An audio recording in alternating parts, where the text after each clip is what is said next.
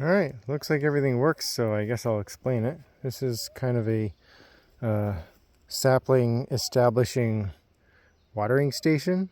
Problem I'm running into is my house is very far away over there, but I'm trying to establish a lot of little trees. These are dawn redwoods, and then I have one madrone up there closer to the property line. Anyways, I would like to establish them so they're at the point where they are healthy. So I came up with a way of watering them automatically, but in a completely like off the grid setup here that sustains itself using solar panel during the day to charge a little 12-volt battery sat up in there. So anyways, inside the barrel is like a galley pump made by Seaflow. It does a pretty good job of pumping water up to the 4-gallon bucket that I have up there, just using 12 volts.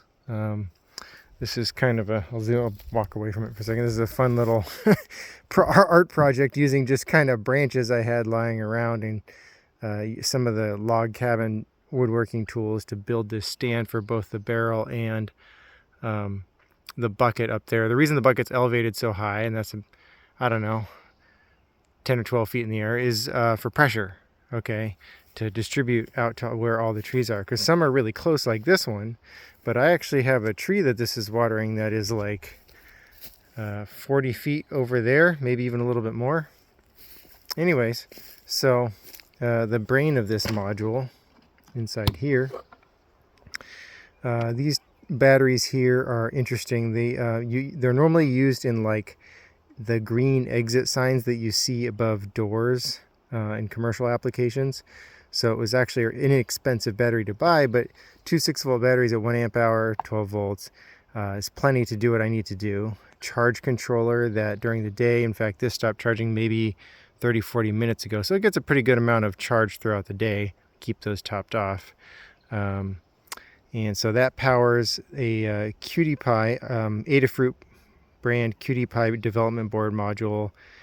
I programmed it using Arduino code, but I'll admit I cheated and just actually used ChatGPT to generate the code. I mean, it took a few iterations to troubleshoot and get everything working correctly, but it's actually a quite useful tool when you just need to get something started and start working on it without getting all the details of the code learned in your own head. Anyways, so it has a little LED display here that I normally keep off, but it is running right now. The timer's running.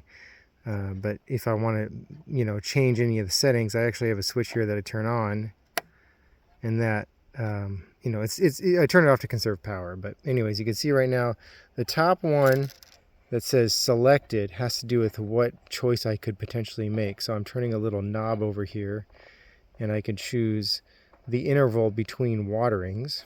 And then when I pick one that I want, I would actually just tap the switch to the right, and that would select that and program it to the current. And then below that it shows the pump state. Right now the pump's off, and it shows the timer counting down until the next time it's going to cycle, which is in 42,800 something seconds. So neat. Anyways, the red LED is just kind of indicating that the pump is off. When the pump turns on, that turns blue. I also have an alarm state where if it takes too long to fill up the bucket there's a level switch, so it knows when it's full. It triggers the alarm. This little blinking LED is pretty bright, and I'm hoping to be able to see it from pretty far away. It's just kind of a strobe beacon type LED that doesn't use that much power. But the idea is that, I'll know if maybe the barrel is empty of water. The way I have it set up with 12 hours, this should last me about 6 days if it waters every 12 hours. But, we'll see how it goes. This is a prototype, first time running it. As far as how water gets distributed, it goes up to the bucket. As soon as there's water in that bucket, it's draining out. It's under pressure, it's draining out that way, coming back down, gets distributed to this manifold. I can shut off individual trees if I want to, but otherwise it goes out to the various trees. This right here is a clean out in case sediment ends up in here over time. It goes beyond the distribution point and just settles here, so I can open that up, flush it out, maybe once or twice a season. And the idea being it's going to be a lot faster for me to come out here and just use the pump that I added to my tractor to fill the barrel, rather than walking around with watering buckets to all these trees and just blasting with water. And I think as far as establishing goes, they're going to enjoy like a regular watering cycle, as opposed to being stressed and then having to wait for me to come out with the watering can and blast them with a bunch of water. But you can see right now, this is a combination of drip tubing, the soaker hose style. That's actually convenient because it's easy to disassemble these connections as opposed to the rigid poly tubing. It doesn't really like to come off the fittings, and that's for good reason. But so you get a little bit of water coming out of those, and then I have a 4-gallon-per-hour flag emitter here. I chose the flag emitters because if they get plugged, they're easy to clean out. You just kind of take them apart. But you can see there that it's dripping from both the soaker hose as well as that emitter, and it'll drip until that bucket is empty. And that's a 4.5-gallon bucket, but figure about 4 gallons of it get used.